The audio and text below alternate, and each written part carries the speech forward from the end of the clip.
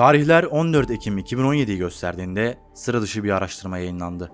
1470 ışık yılı uzaklıktaki bir yıldız, olağan dışı ışık dalgalanmaları gerçekleştiriyordu. Bu keşif ile büyük bir heyecana kapılan bilim insanları bu dalgalanmaların sebebinin gelişmiş bir uygarlık olabileceğini düşündüler. İlk olarak bilim kurgu dergilerinde kendine yer bulan ve daha sonra 1960 yılında yayınlanan bir makale ile gelecekte devasa bir yapı sayesinde güneşimizin bütün enerjisinin kullanılması fikri ortaya atılmıştı. Bu mega yapının ismi Dyson küresiydi. İşte bu yıldızda gerçekleşen dalgalanmalar böyle bir teknolojinin varlığına bir işaret olabileceğinden ötürü bilim insanları gözlerini bu yıldıza çevirdi.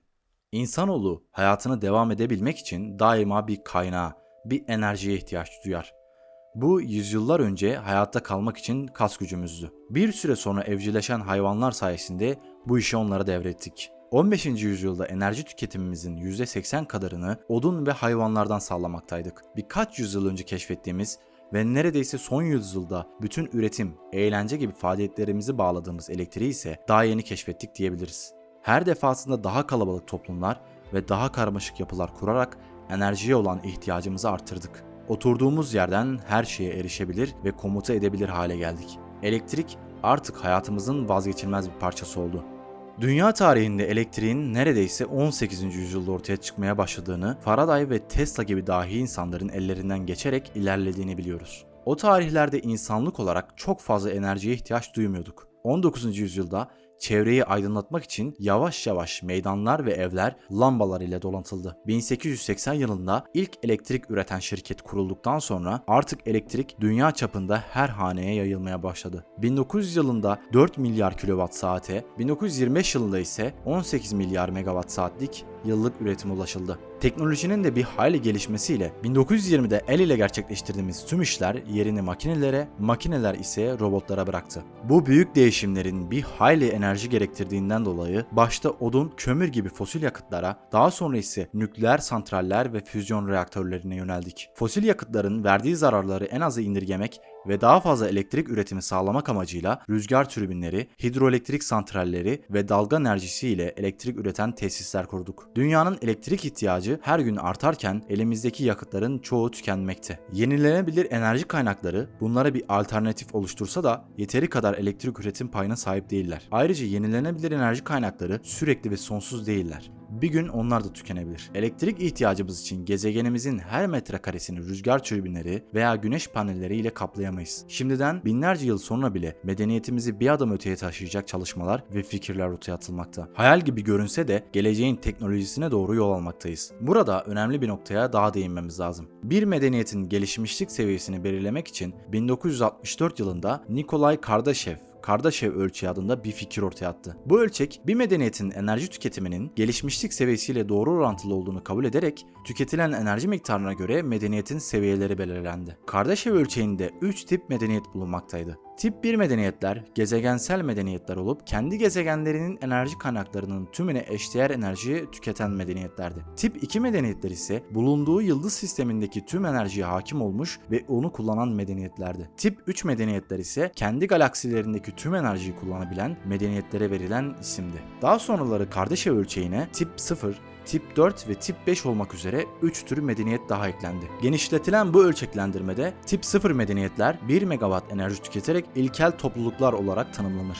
Bu birkaç hanenin kullandığı enerjiye denkti. Tip 4 medeniyet türü bütün evrene hükmedip enerjisini kullanabilen, Tip 5 ise birden çok evreni kontrol edip enerjisini kullanabilen medeniyetlerdir. Tip 5 medeniyetlerin varlığının tespiti yapısı gereği imkansızdır. Çünkü Tip 5 bir medeniyetin eylemlerinin doğa yasalarından ayırt edilemeyeceği tahmin edilir. Ayrıca Sagan tarafından enerji yerine bilgi ile ölçülen medeniyet seviyeleri geliştirilmiştir. Harf sisteminden A'dan Z'ye kadar sıralanan medeniyet seviyeleri bilgi birikimleriyle sıralanır. Bu sistemde A harfi 10 üzeri 6 bitlik bilgiyi temsil eder.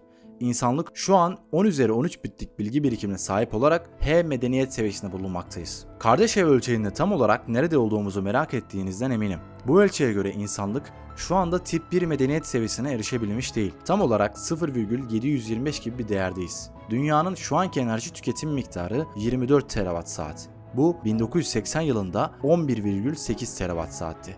Kısa sürede çok büyük atılımlar gerçekleştirsek de yolumuz daha çok uzun. Burada Kardashev ölçeğinin nasıl ölçülebileceği ile ilgili denklemi görmektesiniz. Eğer bu denklemde sırasıyla tip 1, 2 ve 3 değerlerini k yerine yazarsak ve denklemi çözersek tip 1 medeniyetlerin 10 katrilyon, tip 2 medeniyetlerin 100 septilyon, yani tip 1'den 10 milyar kat, tip 3 medeniyetlerin ise 1 undesilyon watt. Yani tip 2 medeniyet seviyesinden yine 10 milyar kat daha fazla enerjiye ihtiyaç duyduğunu görürüz. Bunu anlayabilmek adına şu şekilde ifade edelim. Tip 1 olmuş bir medeniyet, tip 3 seviyesine erişebilmesi için neredeyse 100 kentilyon kat daha fazla enerji kullanabilir olmalı. Bu sayılar günümüz için muazzam sayılar. Şu anda bile bu denli tüketimle beraber tip 1 bir medeniyet seviyesinden yüzlerce kat uzaktayız. İşte bu yüzden bir medeniyetin enerji kullanım miktarı onu gelişmiş olarak tanımlayabileceğimiz nedenlerden birisi olmakta. Bu yüzden bilim insanları gelecek nesiller için yeni projeler üretmeye koyuldular. Bizim geleceğimiz için en azından başka yıldız sistemlerine seyahat edebilmek ve insanlığın enerji kaynağı arayışında milyar yıllık yakıt sağlamak amacıyla Dyson küresi fikri ortaya atılmıştı. Dyson küresi bir yıldızın etrafını çevreleyen ve ondan yayılan ısı, ışık gibi enerjileri kullanıp dönüştüren bir mega yapı fikridir. Bu dünyanın yüzeyine kurulabilecek her türlü güneş santrali ve enerji türlerinden yüzlerce kat fazladır. Bir Dyson küresi sarmaladığı yıldızın uzaya yaydığı neredeyse tüm enerjiyi kullanıp dağıtabilir. Gelişmiş medeniyetlerin kendi gezegenlerindeki kaynakları kullanıp zamanla artan enerji ihtiyacı ile yetersizleşmesinden dolayı öncelikle kendi yıldız sistemindeki yıldızlardan kaynak sağlama amacı olması oldukça mantıklıdır. Çünkü eğer uzayda yayılıp çoğalmak istiyorsak ve her gittiğimiz yerde muazzam enerjiye ihtiyacımız olacaksa bunu bulunduğumuz gezegenlerin yüzeyine santraller veya füzyon reaktörleri kurarak sağlayamayız. Ayrıca kendi başına dönen ve bize fayda sağlayan kocaman bir füzyon enerjimiz varken neden bundan yararlanmayalım? Bu adım uygarlıklar için birer mihenk taşı görevi görmektedir. Çünkü şu anda gerçekleşen ve gelecek için yapılması planlanan uzay projelerinden insanlığa en fazla yarar sağlayacak olan şey ay yüzeyine üs inşa edip faydalanmak. Buna benzer bir şekilde öncelikle ulaşılabilir en yakın kaynağa gözümüzü çevirmekteyiz. Bir Dyson küresi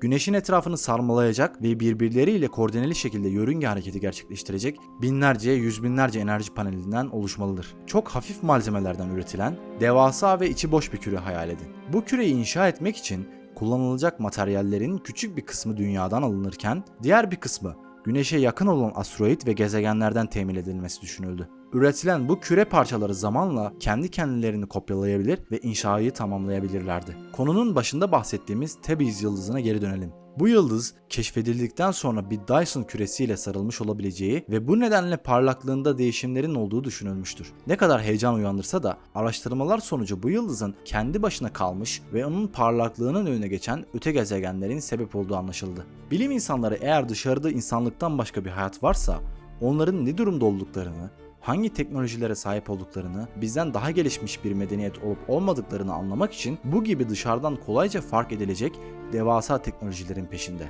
Eğer kendi yıldızına hükmeden bir uygarlık olsaydık daha çok fark edilir hale gelecektik. Çünkü başka akıllı yaşamlar da bu konsepti kullanıp inşa edilen bir Dyson küresinin etkilerinin ne olduğunu bilebilirlerdi. Binlerce ışık yılı uzaklıkta bulunan bir yıldızın etrafındaki küçük gezegenlerde yaşam aramak, koca bir yıldızı gözlemlerken Dyson küresinin etkilerini aramaktan binlerce kat daha zordur. Şu ana kadar keşfedilen veya böyle bir teknolojiye sahip olduğu bilinen bir yıldız bulamadık.